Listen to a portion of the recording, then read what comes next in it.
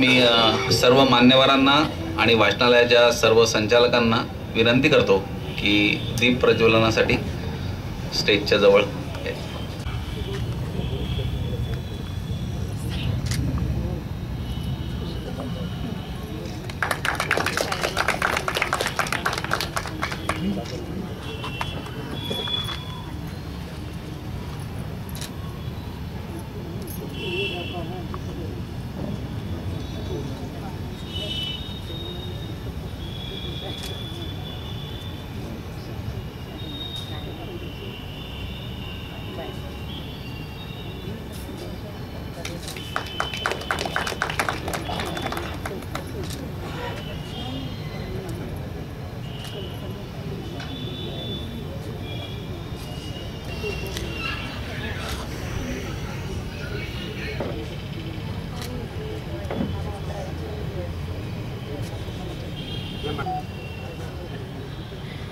वाचनालयाचे अध्यक्ष,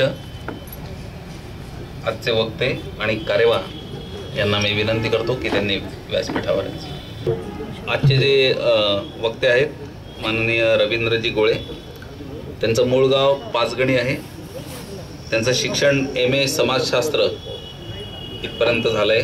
2003 पासून ते पत्रकारिता साप्ताहिक विवेकचे सहकार्यकारी संपादक. आजवर 40पेक्षा अधिक पुस्तकांचं लेखन त्यांनी केलं आहे. राष्ट्रीय व आंतरराष्ट्रीय परिसंवादामध्ये सहभाग घेतला आहे.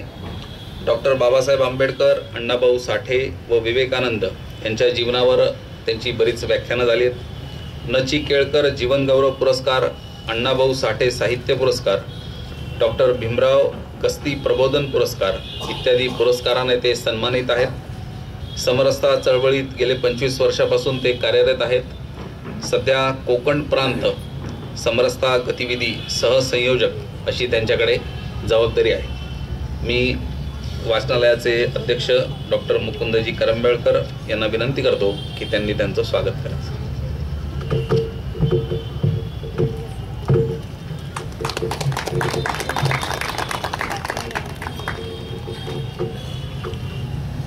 त्यांच्यासोबत त्यांचे सहकारी आलेत श्री सुशांतजी डोके, यांचंही स्वागत मी वाचनालयाचे कार्यवाह राजेशजी ठोंबरे यांना विनंती करतो की त्यांनी त्यांचं स्वागत.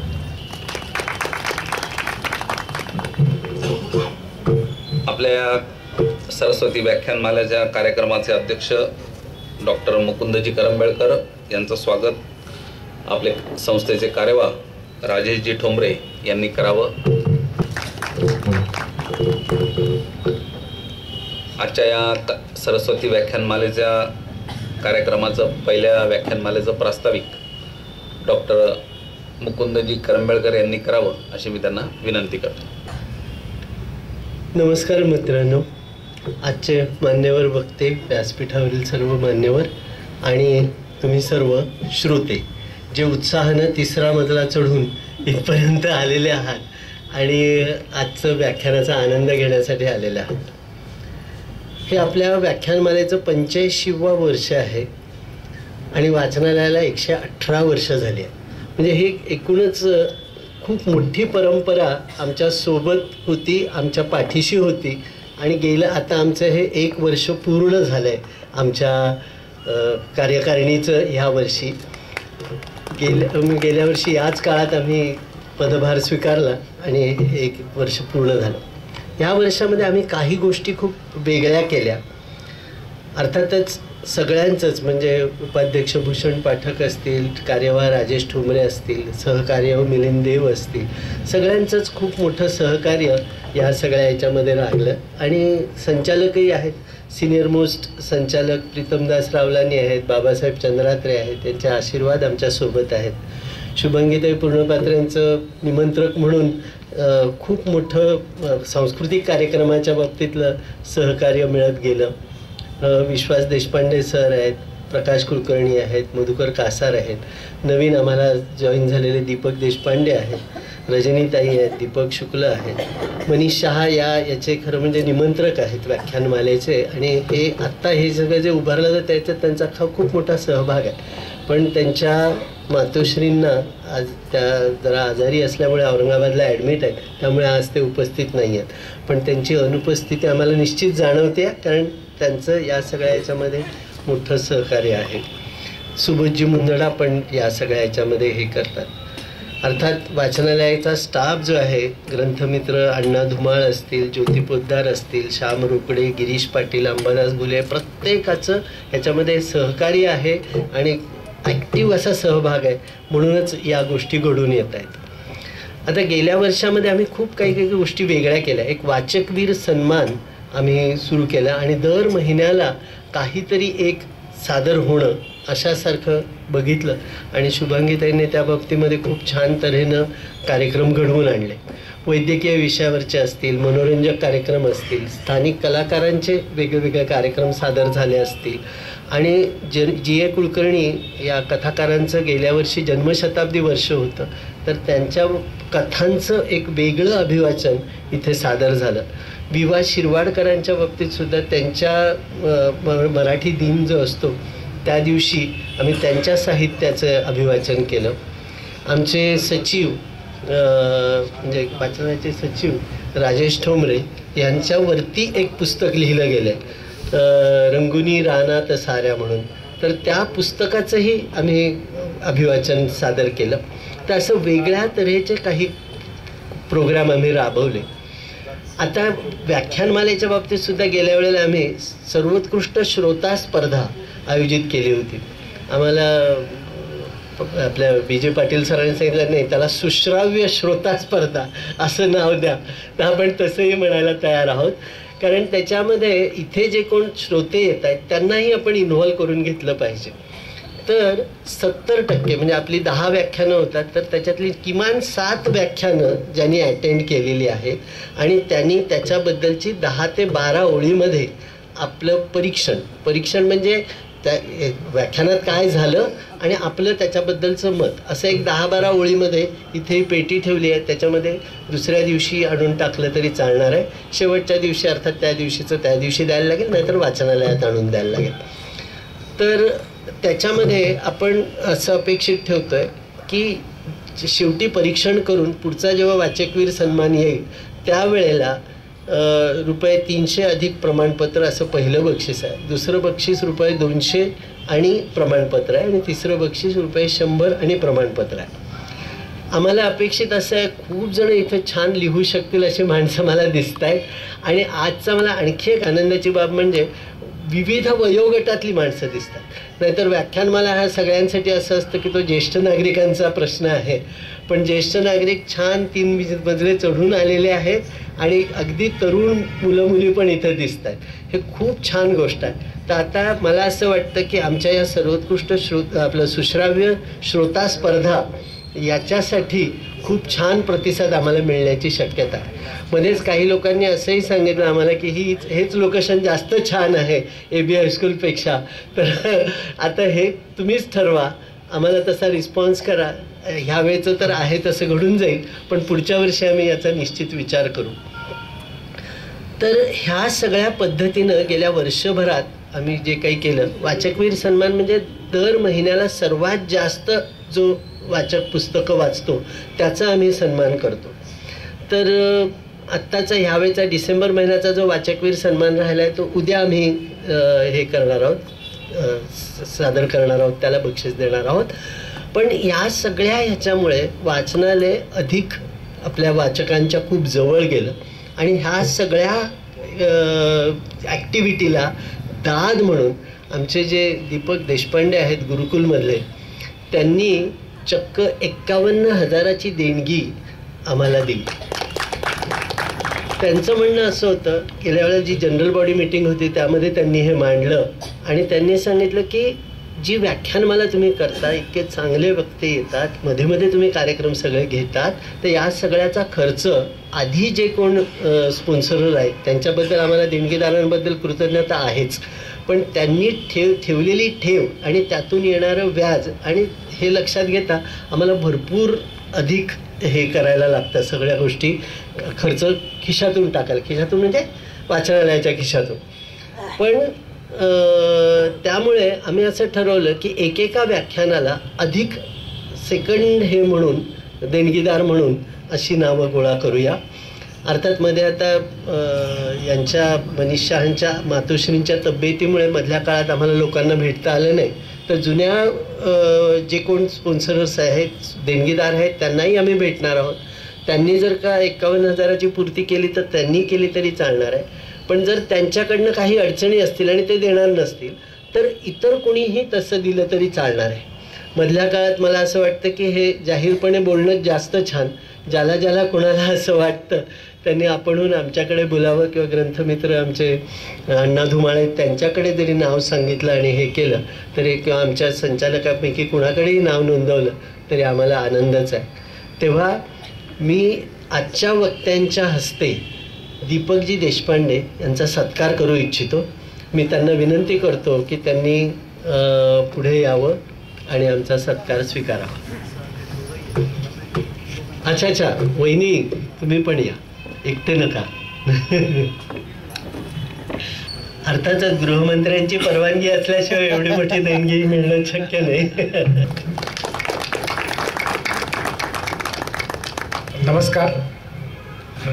मी काही असं काही फार मोठं काम केलेलं नाही आहे, परंतु ज्यावेळेला कोणत्याही संस्थाला जेव्हा संस्था चालवतात तर पैसे प्रत्येक गोष्टीला मोठ्या प्रमाणात लागतात आणि पूर्ण सत्य आहे पैसे. आणि ज्यावेळेला मी वाचनालयाचा बजेट बघितला, बजेटमध्ये जे देणगीदारांनी जे काही ठेवी ठेवलेल्या आहे पूर्वी त्यापैकी फक्त त्यांना 14,000 रुपये व्याज मिळतं वर्षाला आणि यांचा या ॲक्टिव्हिटीचा 10 दिवसाचा खर्च 2.5 लाख रुपये. तर हा ताळमेळ कुठे जमणार आहे. म्हणून मी डॉक्टरशी सहज चर्चा केली.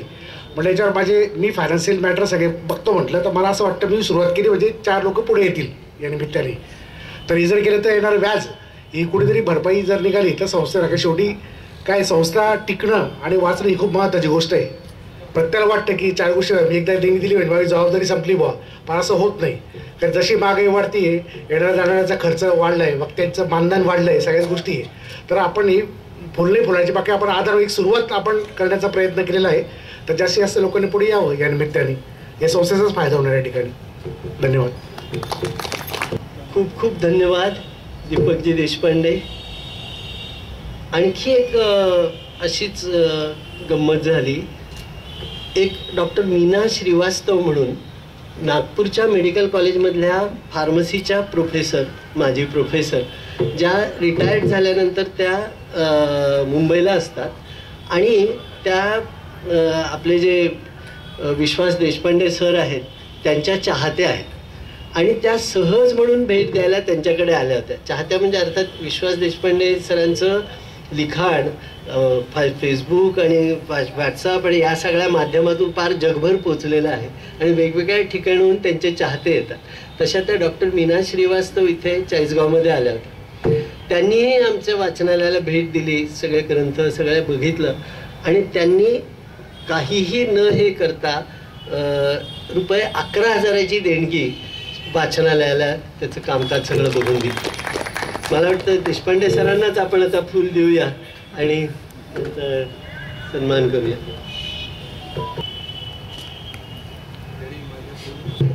देशपांडे सरांची 2 पुस्तकं जी आहेत, एक मला वाटतं रामायण आहे आणि दुसरं वाल्मिकीबद्दलचं आहे. त्याचं इंग्रजी आणि हिंदी अशा दोन्ही भाषांमध्ये भाषांतरं केलेली आहेत. तर हाही एक खरं म्हणजे आपण टाळ्या वाजवून दाद देण्यासारखी गोष्ट आहे. तर ह्या सगळ्या ह्याच्यामध्ये व्याख्यानमाल्यामध्ये हे करताना आम्ही त्याचं टायटलही थोडंसं वाढवलं की जगणं आनंदी करणारा ज्ञानयज्ञ असं म्हणून केलं आहे. अर्थात मी काय खूप सगळं बोलत नाही आता, कारण तुमच्याकडं समोरच 10 दिवसांचं पुढच्या 10 दिवसांचं सगळं आहे. पण मला एक आवर्जून सांगावं असं वाटतं की जगणं समृद्ध करणारं काहीतरी द्यायचं असं मनाशी ठेवून आम्ही हे केलं. आता समजा आजचं हे संघ विचारांच्या बाबतीत आहे. संघ आज जवळजवळ 100 वर्ष माणसं घडवण्याचं काम करतो. हे खूप महत्त्वाचं आहे. म्हणजे स्वातंत्र्यपूर्व काळात असा प्रश्न होता की एकदा स्वातंत्र्य मिळाले की सगळं काही सुधारून जाईल असं काही एकाचं म्हणणं होतं आणि काही गटाचं म्हणणं होतं की नाही नाही आधी माणसं घडवा मग आपोआप स्वातंत्र्य मिळेल. पण हे ज्याला काय म्हणायचं अतिशय शांतपणे सरळपणे आणि कुठेही त्याचा गाजाबाजा न करता संघानं चांगली माणसं घडवण्याचं जे काम केलं आहे त्याच्याबद्दल शतकोत्तरी अभिव्यक्ती काय आहे, मलाही उत्सुकता आहे त्यांच्या व्याख्यानाबद्दल, पण ते सगळं ऐकायला मिळणार आहे आज. उद्याच्या व्याख्यानामध्ये परत जगणं म्हणजे उधळीत जाणे हृदयातील आनंद, नंतर मी असा घडलो, ही सगळी जी व्याख्यानं आहे हे सगळं जगणं आनंद देणारे, जगणं आनंदी समाधानी कसं असावं याबद्दल बोलणारी व्याख्यानं आहे. सगळ्यांनाच अर्थात युद्धाच्या कथा छान वाटतात, त्याच्यामध्ये मज्जा येते. तर अपरिचित वीरांगना म्हणून अनुराधा गोरेंचं व्याख्यान आहे. नंतर भारतीय स्वातंत्र्य लढ्यातले योगदान आहे. आझादी की जंग हिंदी फिल्मों के संग, हिंदी सिनेमा आपल्याला आवडतात, पण त्या हिंदी सिनेमामध्ये जे जे लढाईबद्दलचे सिनेमे येऊन घेतले त्याचा अभ्यास करणारे रामदासजी कामत, जे पूर्वी आपल्याकडे चाळीसगावला होते, त्यांचं व्याख्यान आहे. छत्रपती शिवाजी महाराजांच्यावरती खास अभ्यास असलेले प्रसाद तारे पुण्याहून येणार आहेत, ते बोलणार आहेत, है ना.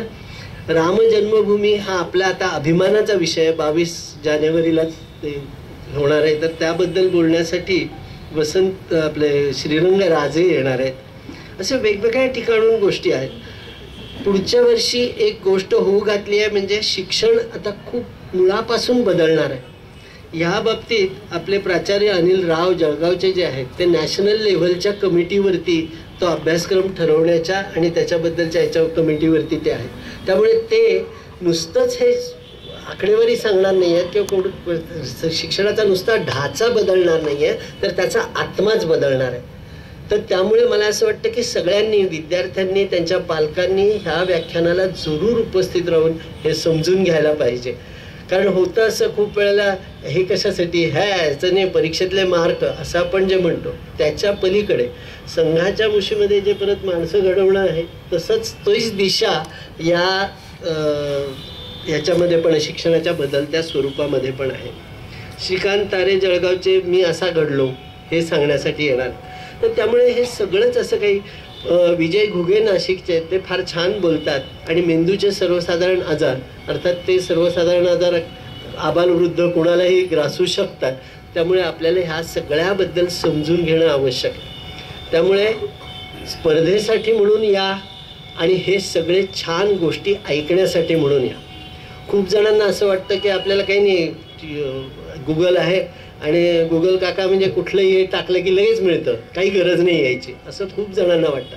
अर्थात तुम्हाला हे पटत नाही म्हणूनच तुम्ही सगळे आलेला, पण जे मित्रमैत्रिणी घरी राहिलेत त्यांना आवर्जून हा आनंद पोहोचवा आणि जास्तीत जास्त संख्येनं या व्याख्यानमालेला हजेरी राहील आणि त्याचा आस्वाद सगळेजण घेतील.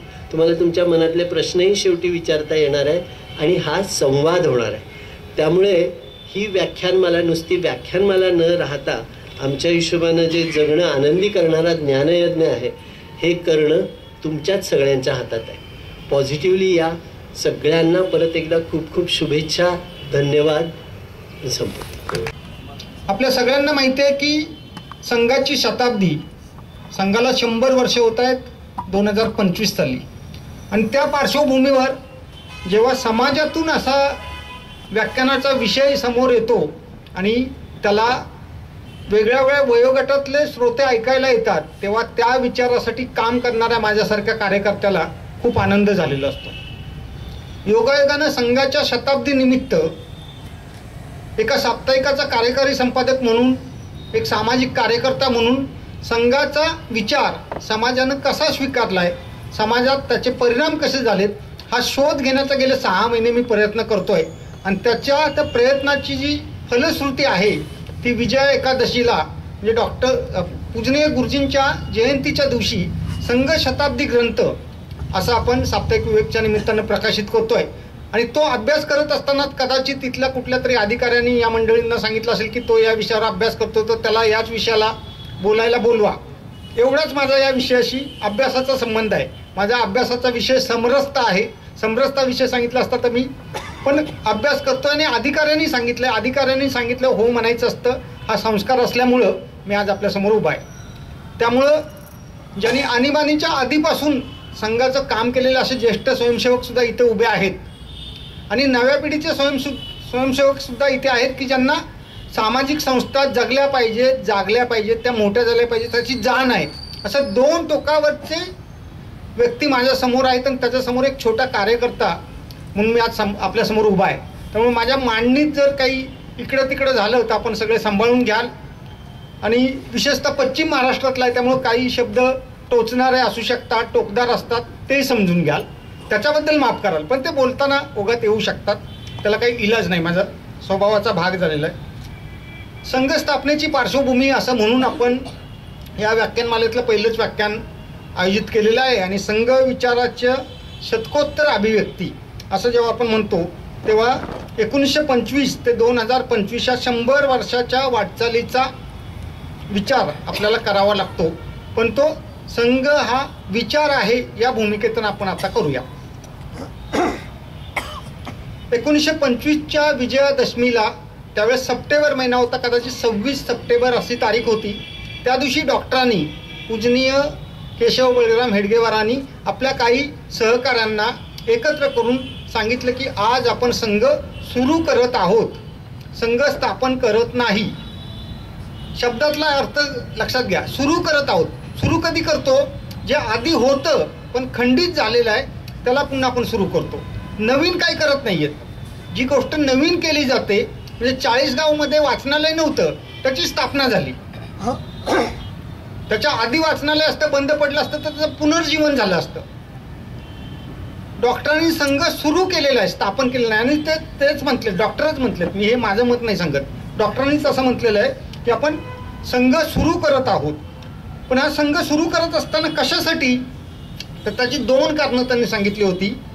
हिंदू समाजाचं संघटन हे त्याचं पहिलं कारण, आणि दुसरं हिंदू समाजात राष्ट्रीयत्वाचा जो प्रभाव असला पाहिजे, जी वृत्ती असली पाहिजे, ती क्षीण झालेली आहे, ती विसरून गेलेली आहे, त्याची जागृती करणं. म्हणजे हिंदू समाजाचं संघटन आणि राष्ट्रीयत्वाचं जागृती, या 2 कारणासाठी आपण संघाची स्थापना करतोय असं डॉक्टरांनी सांगितलं होतं. पण मग हिंदूंचं संघटन का, असा प्रश्न माझ्यासारख्या पत्रकाराला पडतो की भारतात तुम्ही संघटन चालू करताय आणि मग हिंदूंचंच संघटन असं त्याला म्हणता, तेव्हा का? तर हिंदू या देशाचे मूळ मालक आहेत. जितके पाठीमागे आपण जाऊ तितका हिंदू शब्द आणि हा देश हिंदुस्तान अशा अर्थानं एकमेकाशी जोडलेला आहे. त्यामुळे या सगळ्या परिक्रमेचा किंवा या सगळ्या प्रवासाचा केंद्र हिंदू समाज राहिलेला आहे. आणि हिंदू समाज राहिलेला आहे. तर जेव्हा डॉक्टरांनी संघाचा सुरुवातीचा विचार केला, संघ सुरू करण्याचा विचार केला, तेव्हा या हिंदू समाजाची स्थिती काय होती, कुठल्या परिस्थितीत हा समाज होता, याचा पण आपल्याला विचार करावा लागतो. काय होती त्यावेळेच्या समाजाची स्थिती? एक तर आपण पारतंत्र्यात होतो, बरोबरच आहे.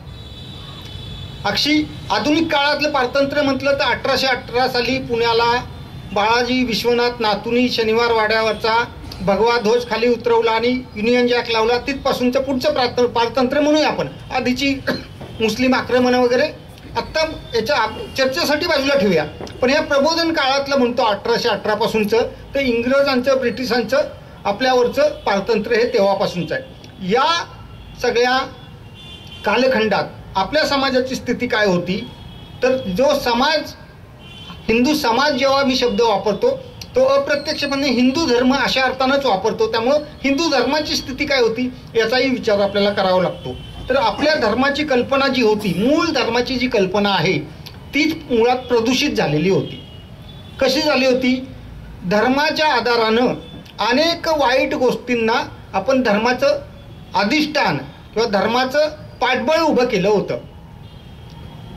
शंकराचार्यांपासून जर आपल्या धर्मतत्वज्ञानाचा विचार केला तर जीवी शिवी एकच आहे, जो जीवात आहे तो शिवात आहे, किंवा सगळ्या चराचरामध्ये एकच तत्व व्यापलेलं आहे असं आपलं धर्मतत्वज्ञान सांगतं. त्या तत्वज्ञानाचे आपण पारायण करतो, त्याच्यावरची प्रवचनं करतो, त्याचे मोठे मोठे भागवत करतो. पण ते तत्वज्ञान व्यवहारात आपण कसं करतो? तर त्या तत्वज्ञान व्यवहारात आपण त्याच्या विरुद्ध दिशेने करतो की हा माणूस कसा आहे, हा माणूस व्यवसाय काय करतो, हा माणूस राहतो कुठे, याचे वडील कुठले आहेत, पर्यायाची जात कुठली आहे, याचा शोध घेतो. आणि या शोध घेण्याला, या व्यवहाराला आपण धर्माचं अधिष्ठान प्राप्त करून देतो. हे आम्हाला धर्मानं सांगितलेलं आहे. धर्मानं असं सांगितलेलं नाही. धर्म जर सांगतो की सर्वत्र ईश्वर एकच आहे, आणि त्याची उदाहरणं प्रल्हादापासून ते अक्षी वेगळ्या वेगळ्या महापुरुषांपर्यंत आपल्याला देता येतात. प्रल्हादाला त्या खांबामध्ये ईश्वर दिसला, त्यातून ईश्वर प्रकट झाला होता. तर मग अन्यान्य दृष्टीनं जर आपण विचार केला तर सर्वत्र ईश्वर आहे असं आपण म्हणतो. सगळ्यांच्या स्थायी एकच ईश्वराचा अंश आहे, म्हणजे तो ईश्वरच आहे, ईश्वराची लेकरं नाही. ही पुन्हा संकल्पना वेगळी आहे. ईश्वर वेगळा आणि त्याची लेकरं वेगळी, ही संकल्पना वेगळी आहे. आपण ईश्वराचे अंश आहोत. ज्या परमपवित्र ईश्वराला आपण मानतो, ज्याच्या नियंत्रणाखाली सृष्टी चलते असं आपण म्हणतो, त्याच ईश्वराचे आपण अंश आहोत असं आपलं तत्वज्ञान सांगतं. मग असं सांगणारं तत्वज्ञान जेव्हा व्यवहाराचा विचार करतो तेव्हा इतकं ते प्रदूषित झालेलं असतं, आणि त्या प्रदूषणाला धर्माचा आधार दिलेला असतो. धर्माच्या नावानं समाजामध्ये विभागणी केलेली असते, आणि त्याला मग आधुनिक परिभाषेत कोण जातीभेद म्हणतं, कोण अस्पृश्यता म्हणतं, कोण अंधरूढी म्हणतं, कोण अंधश्रद्धा म्हणतं. पण या सगळ्या व्यवहाराला धर्माचा आधार देण्याचा आपण प्रयत्न करतो, आणि मग त्याची जेव्हा चर्चा होते तेव्हा एका व्यक्तीचा व्यवहार हा हिंदू धर्माचा व्यवहार म्हणून चव्हाट्यावर मांडला जातो. त्या माणसानं आपल्या व्यक्तिगत व्यवहारात जे केलं त्याला धर्माचा आधार देऊन हा हिंदू धर्माचा व्यवहार आहे, हिंदू धर्म असं सांगतो, हिंदू धर्म अमानुष आहे, अशा पद्धतीची मांडणी केली जाते. अक्षी धार्मिक क्षेत्रातलंच उदाहरण द्यायचं तर जे संत परंपरेतले आहेत, एका कालखंडातले आहेत, नामदेव महाराज आणि नरसी सोनार, दोघंही दोन उपासना पद्धतीचे वाहक आहेत. नामदेव महाराज वैष्णव परंपरेचे आहेत. जे सोनार आहेत, नरहरी सोनार, ते शैव परंपरेचे आहेत. पण मग शैव परंपरेचा शेवटी वैष्णव परंपरा, शैव परंपरा यांचा अंतिम गंतव्यस्थान किंवा अंतिम ईश्वर एकच आहे. दोघांनाही मोक्ष मुक्ती तेच सांगितलेलं आहे. पण दोन वेगळ्या वेगळ्या परंपरा आहेत, म्हणून व्यवहार कसा झालेला आहे. नरहरी सोनारांनी पांडुरंगाचं दर्शन घ्यायचं नाही म्हणून डोळ्यावर पट्टी बांधलेली आहे, आणि त्याच पंढरपुरात जेव्हा दोन या उपासना पद्धतीतला वाद विकोपाला गेला तेव्हा मारामारी झाली. तेव्हा शैव किंवा शिव संप्रदायाचे जे होते त्यांनी आडवी काठी मारण्याचा प्रयत्न केला, आणि जे वैष्णव होते त्यांनी उभी काठी मारण्याचा प्रयत्न केला. म्हणजे प्रहार करताना सुद्धा खालून प्रहार शैवानी केला, कारण आडवा गंध लावतो आम्ही. वैष्णवानी उभा प्रहार केला, उभा गंध लावतो. इतकी विभागणी आपली या धर्माच्या नावानं झालेली आहे, आणि हे सगळं परंपरेनं चालत आलंय असं आपण म्हणतो. आणि मग परंपरा अशी असते की आजोबांनी केलेलं नातूनं केलं पाहिजे. आपल्याकडे म्हण आहे, आजा मेला आणि नातू झाला. तो आजा चूक होता की बरोबर होतं आपण न तपासता तो नातू ते ओझे घेऊन पुढे जात राहतो. आणि असं चुकांचं मोठं कडबोळ हिंदू समाज म्हणून, हिंदू धर्म म्हणून आपण वागवत आलेलो आहे. आणि या हिंदू समाजात मग अनेक कुप्रथा, अनेक व्याधी आपल्याला पाहायला मिळतात. अक्षी मी ज्या प्रबोधन कालखंडाचा अभ्यास करतो त्याच्या मागचा मला बोलण्याचा अधिकार नाही, कारण माझा अभ्यासच नाही. पण त्या प्रबोधन कालखंडात सुद्धा आपल्या समाजाची स्थिती काय होती. सतीप्रथा, बालविवाह, अज्ञान, स्त्रियांचं शोषण, मग ते वैधव्य आल्यानंतरचं असेल, लैंगिक शोषण असेल, अशा असंख्य प्रकारचं सामाजिक व्याधी आपल्या समाजाला जडलेल्या आहेत, होत्या. आणि त्या व्याधींमुळे आपला समाज जर्जर होऊन आत्मभानच विसरलेला होता. आत्मभान कधी येतं, जेव्हा आपण एकत्वाचा विचार करतो तेव्हा. आज आपण सगळे इथे एकत्र आहात कारण आपलं आत्मभान किंवा आपल्याला एकत्र जोडणारं हे वाचनालय आहे. हे वाचनालय तुम्हाला एक आपलं वाटतं. या आपलेपणातून तुम्ही सगळे इथं आलेले असतात. अशी आपलेपणाची भावना, एकत्वाची भावना समाज विसरून गेला होता. या सगळ्या पार्श्वभूमीवर जर आपलेपणाची भावना नाही, एकत्वाची भावना नाही, तर एकमुखी नेतृत्व उभं राहणं कठीणच होतं. मग प्रत्येकाचे वेगळे गट, प्रत्येकाचे वेगळे संप्रदाय, प्रत्येकाचा वेगळी विचारधारा, याच्यामुळे एकमुखी राष्ट्रीय नेतृत्व आपल्या देशात उभं राहणं हिंदू समाजाचं म्हणून कठीण होतं, आणि ते आपल्याला मिळालेलं पण नाही. त्यामुळं राष्ट्रीय नेतृत्व नाही, आपोआपच राष्ट्रीय श्रद्धास्थान नाही. आपल्याकडे इतके 33 कोटी देव आहेत, इतकी तीर्थयात्रा आहेत, पण ते सुद्धा आपण वेगळ्या वेगळ्या पद्धतीने विभागलेलं आहे. एकमुखी एकच नेतृत्व किंवा एकच दैवत असं आपण ठामपणे सांगू शकत नाही. या सगळ्याचा परिणाम काय झाला तर आपला हिंदू समाज मी आणि माझा याच्या पलीकडे जाऊच शकला नाही. आपली समष्टी, आपला समाज, आपलं राष्ट्र, आपल्या राष्ट्राचा गौरव या सगळ्या गोष्टी त्याच्या नजरेपर्यंत आल्याच नाहीत. कारण तो मी आणि माझा याच चक्रव्यूहात किंवा त्याच वर्तुळात फिरत राहिला. आणि या सगळ्या पार्श्वभूमीवर जेव्हा आपण प्रबोधन कालखंड म्हणतो, या प्रबोधन कालखंडात या हिंदू समाजाला सुधारण्यासाठी, या हिंदू समाजाच्या कुरीतीतून बाहेर काढण्यासाठी जे व्याधी जडलेले आहेत त्याचा उपचार करण्यासाठी आपल्या समाजातलेच काही लोक पुढे आले आणि त्यांनी प्रयत्न सुरू केले. पहिला प्रयत्न आपल्याला ज्ञात काळातला सांगता येतो तो म्हणजे राजाराम मोहन राय यांचा. राजाराम मोहन राय यांनी ब्राह्मो समाजाच्या माध्यमातून प्रयत्न सुरू केले हिंदू समाजातल्या व्याधी दूर करण्याच्या. पुढच्या काळात आर्य समाज, महर्षी दयानंद त्यांनी काय केलं तर आपला मूळ गौरव जो आहे वेद वगैरे, वेद उपनिषद याचा अधिकार सगळ्यांना मिळाला पाहिजे, पण हिंदू समाजाअंतर्गत सुरू झालं.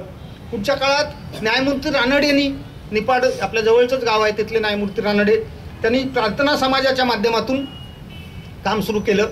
आणि हे सगळं थोडं धार्मिक, थोडं सामाजिक अशा पद्धतीचं काम, पण ते हिंदू समाजाअंतर्गत अशा पद्धतीचं काम होतं. हिंदू समाजाच्या अंतर्गत बदल घडवून आणणं, प्रबोधन करणं अशा पद्धतीचं काम होतं. आणि आधुनिकता म्हणजे जे इंग्रज आल्यानंतर जे काय आधुनिक विचार आले, इथली विद्यापीठं सुरू झाले, त्यातले शिकलेले विद्यार्थी यांच्या माध्यमातून आधुनिकता आणि पारंपरिकता याच्याबरोबर काही मुळांचा शोध घेण्याचा प्रयत्न, आपली मुळं काय आहेत, आपला गौरवाचा विषय काय आहे, आम्ही कुणाचे वारस आहोत याचा शोध घेण्याचा प्रयत्न सुरू झाला. हे एका बाजूला दिसतं. या तिन्ही संस्थांची नावं मी आत्ता घेताना माफ करा, पण या तिन्ही संस्थांनी समाज प्रबोधन केलं, समाजातल्या कुरीतीबद्दल खूप मोठं काम केलं, पण हिंदू समाजाला संघटित करण्याचं काम केलं नाही. पुढच्या काळात आपण जर अभ्यास केलात तर आर्य समाज हा सुद्धा एक नंतर एक स्वतंत्र गट झाला. मी आर्य समाजी आहे असं सांगण्याचं अभिमानाची गोष्ट वाटायला लागली. मी प्रार्थना समाजी आहे हे सांगण्याचं अभिमानाची गोष्ट वाटायला लागली. मी ब्राह्मो समाजाचं काम करतो हे सांगणं अभिमानाचं वाटायला लागलं. मी हिंदू समाजाचा आहे याच्यापेक्षा मी आर्य समाजी आहे, मी हिंदू समाजाचा घटक आहे याच्यापेक्षा मी प्रार्थना समाजी आहे हे सांगणाऱ्याची होड त्या काळात आपल्याला लागल्या. आणि मग याचं एक सारांश म्हणून काढायचं म्हटलं तर काय होतं त्या काळातलं की मला गाढव म्हटलं तरी चालेल पण मला हिंदू म्हणू नका, अशी एक सार्वत्रिक मानसिकता आपल्याला पाहायला मिळते. आणि या सगळ्या पार्श्वभूमीवर डॉक्टर हेडगेवारांनी 1925 साली संघाची सुरुवात केली. आता हे सगळं सुरुवात करत असताना त्यांच्या पुढचं ध्येय काय होतं तर हिंदू समाजाचं संघटन. आता हिंदू समाजाचं संघटन आणि हिंदू समाजातलं संघटन ह्या दोन गोष्टी वेगळ्या वेगळ्या आहेत. जे खूप समजून घेतल्या आपण. हिंदू समाजाचं संघटन म्हणजे काय ही गोष्ट जर समजली तर संघ समजून घ्यायला सोपं आहे. हिंदू समाजात असंख्य संघटना आहेत. हिंदू समाजाच्या आत असंख्य संघटना आहेत आणि उद्याही निर्माण होतील, कालही होत्या, पुढे होत राहतील. पण हिंदू समाजाचं संघटन करणारी, हिंदू समाजाच्या संघटनेसाठी स्थापन झालेली एकमेव संघटना भारताच्या इतिहासातली ही राष्ट्रीय स्वयंसेवक संघ आहे. हिंदू समाजाच्या आत नाही काम करायचं, संपूर्ण हिंदू समाजाला एकत्र करायचं आहे, त्याच्यात काम करायचं आहे आणि त्याला आपला आत्मगौरव, आत्मपरिचय द्यायचा आहे, याच्यासाठी काम करायचं आहे. आणि म्हणूनच मग राष्ट्रीय स्वयंसेवक संघ.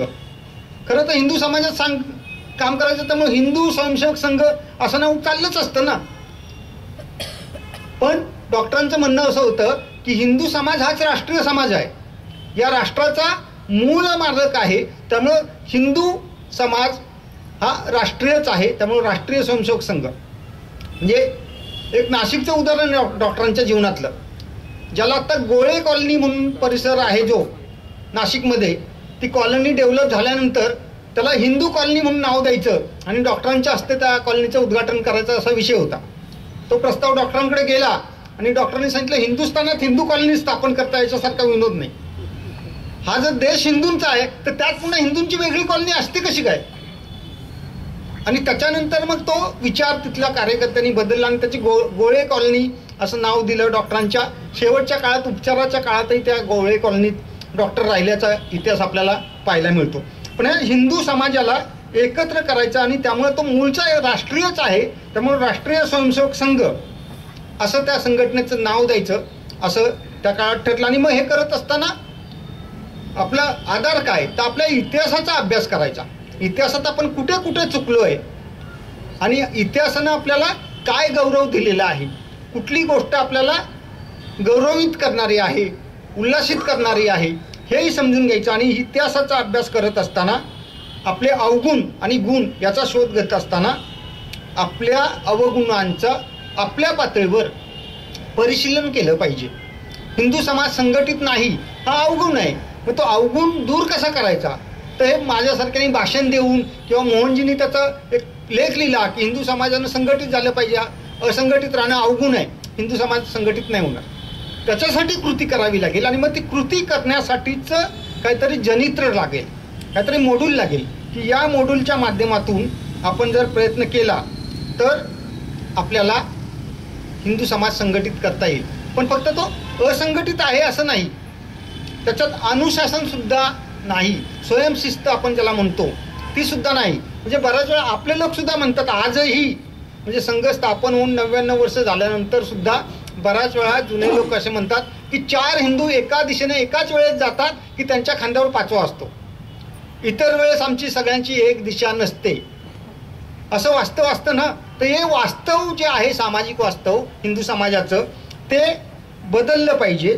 आणि इतिहासाचं जे विद्रुपीकरण झालं, इतिहासात जे चुकीची माहिती मागच्या काळात ब्रिटिशांच्या काळात त्यांच्या फायद्यासाठी आली ते बदललं पाहिजे. त्याच्यातून बाहेर येऊन आपण संघटित झालं पाहिजे. आणि ज्या कारणांमुळं आपल्यावर पारतंत्र्याचं जोखड आलं, कारण संघ स्थापना हे स्वातंत्र्यपूर्व काळात झालेली आहे, मग पारतंत्र्य कशामुळे आलं, पारतंत्र्याचं ओझं आपल्या मानेवर का लादलं, तर या सगळ्यांचा विचार करून मग संघाचा पुढचा कार्यपत्रिका किंवा कार्य आराखडा कसा असला पाहिजे याचा विचार त्या काळात झाला. आणि मग अनुशासन असलं पाहिजे, बंधुभाव असला पाहिजे. जे आपण सगळे ईश्वरी तत्व आहोत, ईश्वरी अंश आहोत असं जेव्हा म्हणतो तेव्हा आपोआपच एक आहोत ना, एक ईश्वर सगळ्यांमध्ये आहेत, तर मग वेगळा वेगळा कसा, तर हा जो बंधुभावाचा विषय आहे.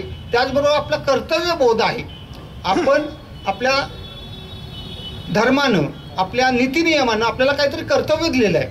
आपल्या व्यावहारिक जीवनात कौटुंबिक जीवनात ते कर्तव्य आपण पार पाडत असतो. वडील म्हणून मी माझं कर्तव्य पार पाडतो, पत्नी म्हणून माझी पत्नी तिचं कर्तव्य पार पाडते, आई वडिलांच्या संबंधीचं माझं कर्तव्य असतं ते मी पुरं करतो, माझी मुलं त्यांचं माझ्या प्रती किंवा माझं त्यांच्या प्रती असणारं कर्तव्य आम्ही पुरं करतो. पण हे आमच्या कुटुंबापुरतं राहतं. समाजाप्रती असणारं आमचं कर्तव्य काय त्याचा बोध हा समाजाला घडवून दिला पाहिजे. आणि म्हणून मग कर्तव्यबोध घडवत असताना काहीतरी लक्ष द्यावं लागतं, काहीतरी दिशा द्यावी लागते. जसं मुंबईहून कराचीला जायचं आहे बोटीनं, तर ते कर्तव्य दिलं की इथून तिथपर्यंत जायचं, हे कर्तव्य झालं. पण जायचं कसं, त्याचं लक्ष काय, तर तिथे कुठंतरी दीपस्तंभ असावा लागतो, इथे दीपस्तंभ असावा लागतो. आणि या 2 दीपस्तंभांना जोडण्याचं काम तुम्हाला करायचं असं सांगावं लागतं. तसंच समाज जीवनातला कर्तव्यबोध जर आपल्याला जगायचा असेल, व्यवहारात आणायचा असेल, तर त्याला सुद्धा दीपस्तंभ लागेल. आणि तो दीपस्तंभ राष्ट्रभाव, हा राष्ट्रभाव जागृत करणं. राष्ट्रभाव जागृत करत असताना फक्त राष्ट्रापुरतं मर्यादित आपण नाही आहोत, तर या विश्वाला कवेत घेणारं ज्ञान, कवेत घेणारी शक्ती आपल्याकडे आहे त्याची जाणीव करणं. आणि ती करत असताना जेव्हा आपली संघटना विस्तारित होईल तेव्हा त्याचा अखिल भारतीय परिप्रेक्ष्य आपल्या व्यवहारात, आपल्या कृतीत. एक स्वयंसेवक आज 99 वर्षानं हरियाणातला स्वयंसेवक समरसतेच्या बाबतीत जो विचार करतो तोच विचार मी कधीही त्या व्यक्तीला पाहिलेलं नसतं, त्या व्यक्तीला अनुभवलेलं नसतं, पण तोच विचार मी करतो. आणि जेव्हा आमच्या अखिल भारतीय बैठक होती तेव्हा सगळ्यांची एकाच पद्धतीच्या विचाराची सूत्र समोर येतात. हे कशामुळे झालं हे मी अनुभवानं सांगतो माझ्या. तर हे संघ नावाच्या जनित्रानं आम्हाला जे घडवलं, आम्हाला जी दिशा दिली, राष्ट्र नावाचा दीपस्तंभ आमच्यासमोर उभा केला, त्याच्यामुळे हे घडलं. हे घडत असताना किंवा घडवत असताना 1925 साली संघ सुरू झाला आणि 1940 साली डॉक्टर गेले. या अल्प कालावधीत त्यांनी आपल्या सहकाऱ्यांमुळे पुढे जे काही विचार मांडले, व्यवहार कृतीतून उभा केला, त्याच्या आधारावरचा हा पुढचा संघाचा प्रवास आहे.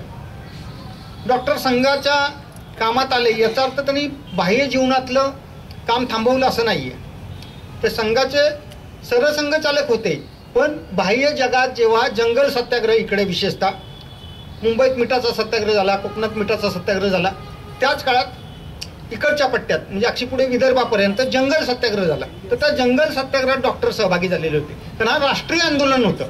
महात्मा गांधींनी मिठाचं सत्याग्रह राष्ट्रीय आंदोलन म्हणून पुढे आणलं, तर डॉक्टर त्यात सहभागी झाले होते.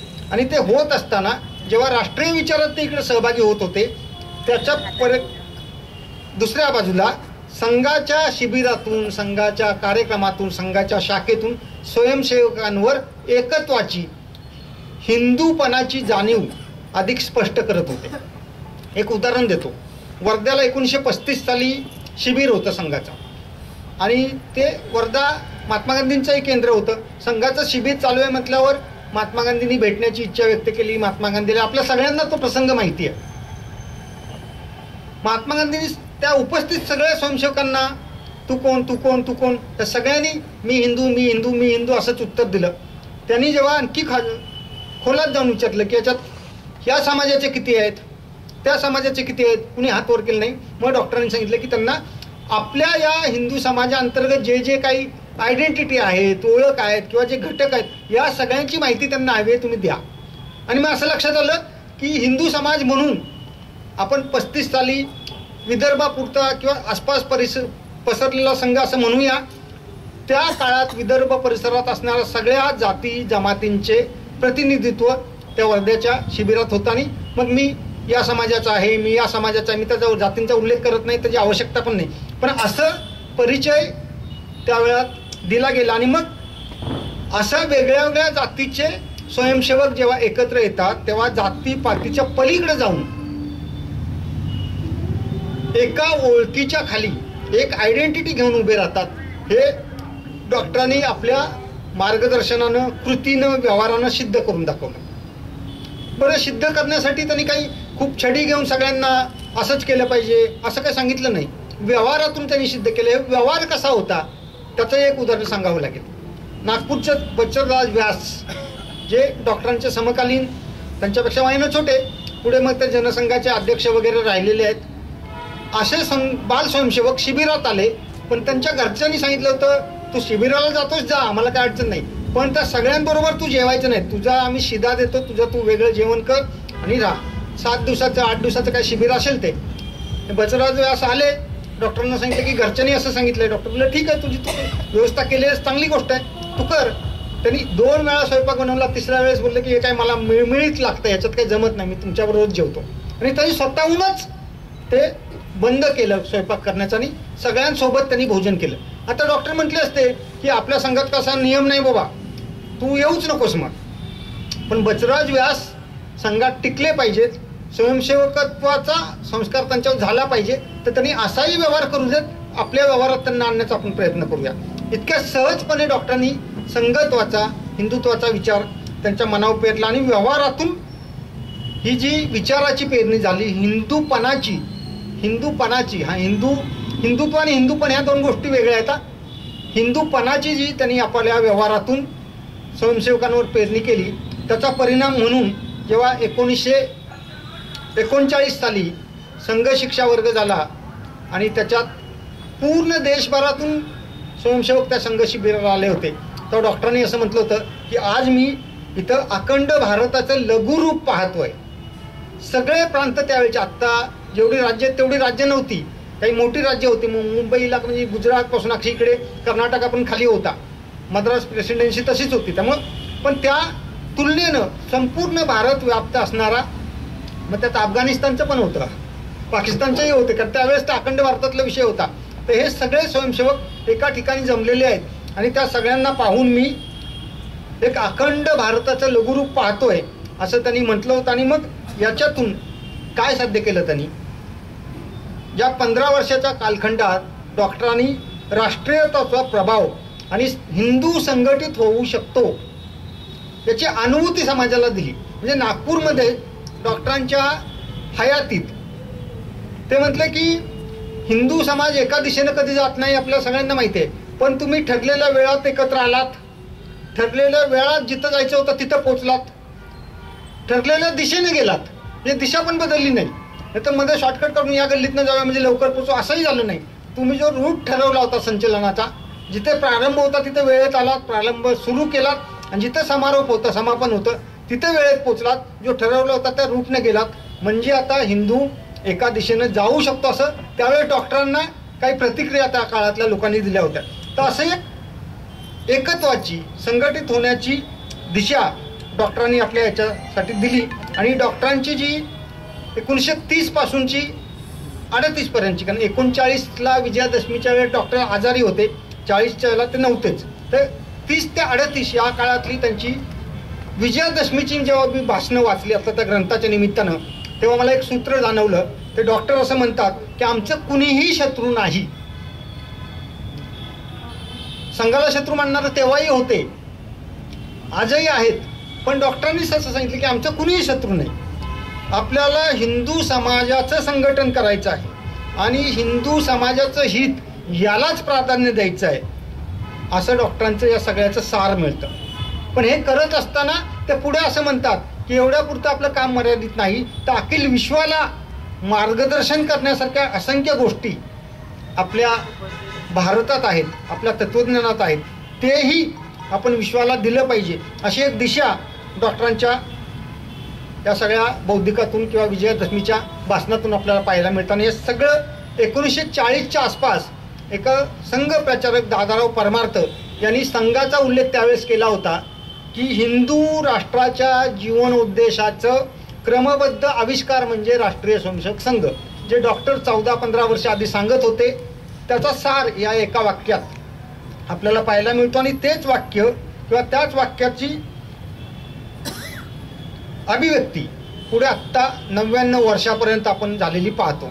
आता क्रमबद्ध विकास कसा, तर 1 तासाची शाखा 23 तासाचं प्रकटीकरण, असं स्वयंसेवकांना सूत्र माहिती आहे की 1 तास शाखेत जायचं, तिथं ज्ञान असेल, संस्कार असेल, विचार असेल याचं ग्रहण करायचं आणि ते आपल्या जीवनात 23 तास प्रकट करायचे. मग ते आपल्या कुटुंबात असू देत, आपल्या गणगोतात असू देत, आपल्या गावात असू देत, आपल्या कामाच्या ठिकाणी असू देत, जिथे जिथे ते शक्य प्रकट करणं आहे तिथं ते प्रकटित करायचं. आणि त्याच्यातून जीवनाच्या विविध क्षेत्रात राष्ट्रीय भाव जागृत करायचा, हिंदूपणाची जाणीव निर्माण करायची. आणि ही कशासाठी, तर समाजाला संघटित करण्यासाठी, दबाव गट निर्माण करण्यासाठी नाही, हिंदू समाजाची लुप्त झालेली राष्ट्रीयत्वाची चेतना जागृत करण्यासाठी करायचं. आणि याच्यातून आपल्याला जर पाहिलं तर पुढच्या काळात संघ प्रेरणेतून ज्या असंख्य संस्था उभ्या राहिल्या, त्या संस्थांची घोषवाक्य जरी आपण पाहिली तरी ही भूमिका आपल्या लक्षात येते. 1948-49च्या आसपास अखिल भारतीय विद्यार्थी परिषदेची स्थापना झालेली आहे.